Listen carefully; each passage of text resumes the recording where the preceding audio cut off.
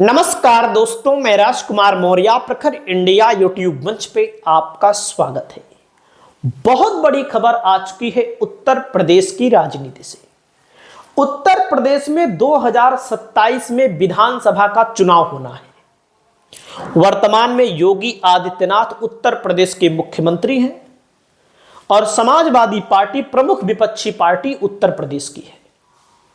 2024 के लोकसभा के चुनाव में आपने देखा, जिस पार्टी को यह बताया जा रहा था कि समाजवादी पार्टी समाप्तवादी पार्टी है, यूपी में भारतीय जनता पार्टी 80 सीट जीतेगी। लगातार योगी जी के द्वारा, मोदी जी के द्वारा, केशव प्रसाद मौर्य के द्वारा, अमित शाह के द्वारा कहा जा रहा था, हालांकि 80 खुद भी नहीं मानते होंगे, 70-70 माने थे, लेकिन गुब्बारा फूटा। 400 का भी गुब्बारा फूटा और 80 वाला गुब्बारा भी फूट गया। अब मामला यह है दोस्तों, फिर उपचुनाव हुआ, आपने देखा होगा। उपचुनाव में बीजेपी ने 9 में 7 सीट जीत ली, विपक्ष केवल 2 सीट जीता। तो उसके पीछे बताया गया योगी जी की लोकप्रियता। लेकिन आपने देखा होगा, लोकप्रियता तो है अपनों में, उनके अपनों में लोकप्रियता है, अखिलेश यादव की भी लोकप्रियता है। दोनों ही नेता अपने अपने कार्यकर्ताओं में, अपने अपने वोटरों में लोकप्रिय हैं। लेकिन उपचुनाव में जब से भारतीय जनता पार्टी जीती है, तब से कहीं ना कहीं भारतीय जनता पार्टी के लोग प्रचार कर रहे हैं कि लोकसभा में वोटर संविधान के नाम पे, आरक्षण के नाम पे गलती से वोट दे दिए। हो सकता है, लेकिन वोट जो लोगों ने दिया था समाजवादी पार्टी को, समाजवादी पार्टी के टिकट बांटने के तरीके से। सपा ने सामाजिक समीकरण में सबको टिकट दिया, हर वर्ग को टिकट दिया, और आप अगर चेक करेंगे तो लगभग हर वर्ग बिरादरी से समाजवादी पार्टी के पास सांसद हैं। 100% रिजल्ट रहा। जहां मुस्लिम लड़े, जहां पर यादव लड़े, जहां ठाकुर लड़े, वहां पर भी 2 ठाकुर भी हैं, ब्राह्मण भी हैं, मौर्य भी हैं, यानी कि हर वर्ग के लोग समाजवादी पार्टी के, निषाद भी हैं। तो हर वर्ग के लोग सांसद बने। लेकिन दोस्तों, जब उपचुनाव हुआ तो समाजवादी पार्टी ने गंभीर आरोप लगाए कुंदरकी को लेकर। जिस प्रकार लोकसभा के चुनाव में भाजपा अयोध्या हारी, फैजाबाद हारी, ठीक उसी प्रकार से समाजवादी पार्टी का गढ़ कही जाने वाली कुंदरकी, हालांकि अयोध्या फैजाबाद भाजपा का गढ़ कभी रही नहीं है, कभी नहीं रही है। हां, इक्का दुक्का 3 बार चुनाव जीतना अलग बात है। समाजवादी पार्टी ने मौके की नजाकत को भांपते हुए टिकट सामान्य सीट पर दलित को उतारा। और पहले समाजवादी पार्टी भी टिकट सही से नहीं बांटा करती थी, जिसका फायदा मिला समाजवादी पार्टी को। अखिलेश यादव के हौसले बुलंद हैं, योगी जी के हौसले भी अब उपचुनाव के बाद बुलंद हैं, उसके पहले पस्त हो चुके थे। अब यहां पर जो कुंदरकी में चुनाव हुआ दोस्तों, तो आपने देखा होगा, हमें कहने की कोई बात नहीं है, ओवैसी की पार्टी जो चुनाव नहीं लड़ती लेकिन लड़ी, बसपा लड़ी, यानी कि भाजपा ने ठाकुर रामवीर सिंह को टिकट दिया, बसपा लड़ी, समाजवादी पार्टी लड़ी, चांद बाबू लड़े, सब लड़े अपने अपने स्थान पर। भारतीय जनता पार्टी इस सीट को जीत गई और यहां से विधायक से जियाउर रहमान बर्क, शफीकुर रहमान बर्क के पोते। जब चुनाव हुआ था भैया, तो मैं आपको बताऊं 2024 के बाई इलेक्शन में बीजेपी यहां पर 44,000 50,000 वोटों से चुनाव हार जाती थी। रामवीर सिंह ठाकुर हैं, 1,44,791 वोटों से चुनाव जीती। 76% वोट अकेले मिला, जो कि कहीं ना कहीं अपने आप में आश्चर्यजनक है। असंभव सा टारगेट, 65% मुसलमान वाले एरिया में भाजपा ने कैसे चुनाव जीता, आप लोग कमेंट करिएगा। सपा इसी सीट पर, इसी विधानसभा में, लोकसभा के चुनाव में 50,000 वोटों के अंतर से जीती थी। 50,000 लीड थी यहां पर, लेकिन 25,580 वोट मिला, जो कि शर्मनाक हार हुई।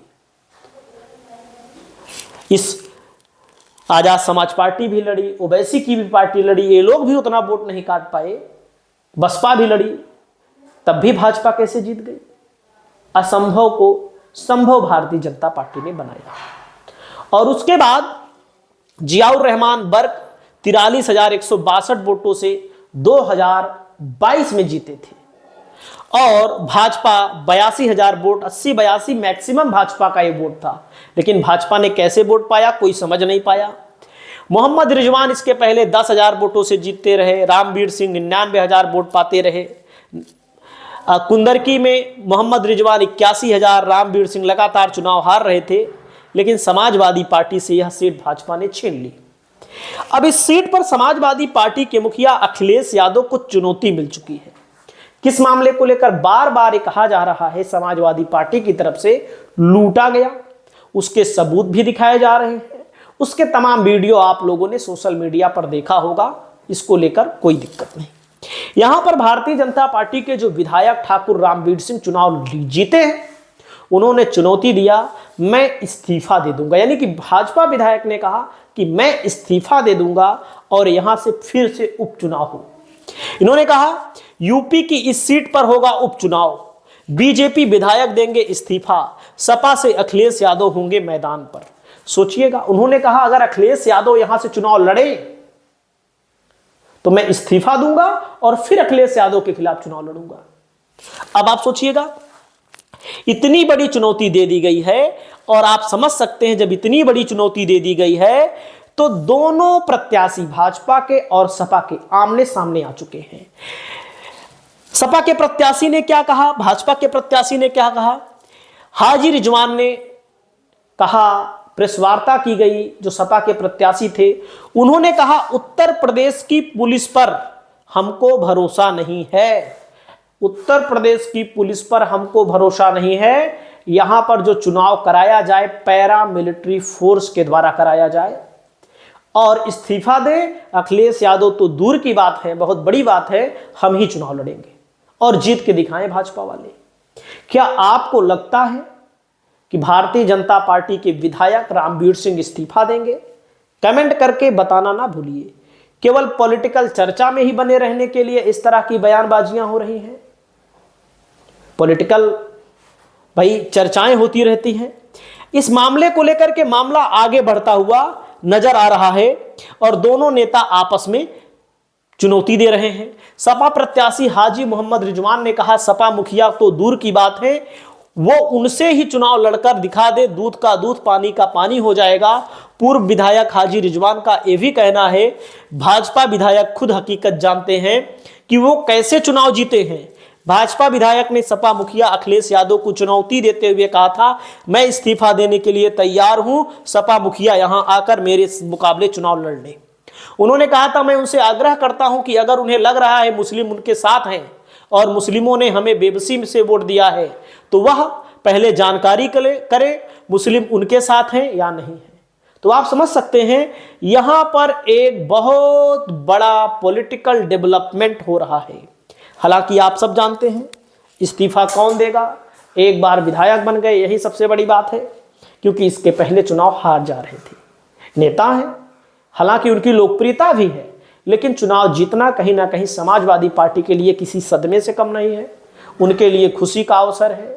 पूरा का पूरा 2.5 साल अपना प्रयोग करें, जनता के लिए कुछ करें ताकि जनता फिर उनको वोट दे। इस्तीफा देने की कोई जरूरत नहीं है। आपकी जो राय हो आप अपनी राय को बताइए। नमस्कार।